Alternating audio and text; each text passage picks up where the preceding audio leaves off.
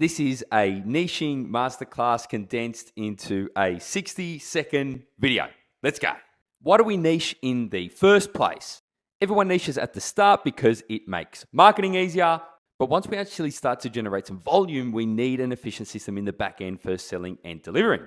And niching makes that easier because we're dealing with the same client types and the same deal types over and over again.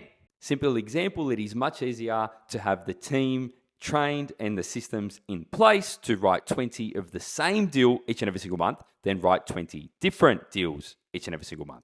But we are going to use marketing as the example today, and we're going to go through a couple levels of niching. Level number 1 in the red, it is the old I help everyone do everything. It's not really a niche, and the days of the generalist style of broker that operate in this space are largely behind us, with the days of the specialist broker largely ahead of us. So we move on to the next level of niching in the blue zone, which is pretty good. I help first home buyers buy their first home. Absolutely nothing wrong with that. We can market to it. We can run ads to first home buyers. We can produce content for first home buyers. And typically, if we do a good job, we'll get some referrals from our first home buyer clients. And taking it one step further, we've got the big green tower here. It is the same niche with a geographic overlay. I help first home buyers in Brisbane buy their first home.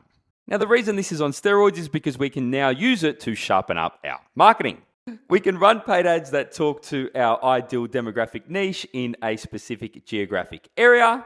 We can produce content that talks to our ideal demographic niche in a specific geographic area. And we are much more likely to jag local referral partners that work with our ideal demographic niche in a local geographic area.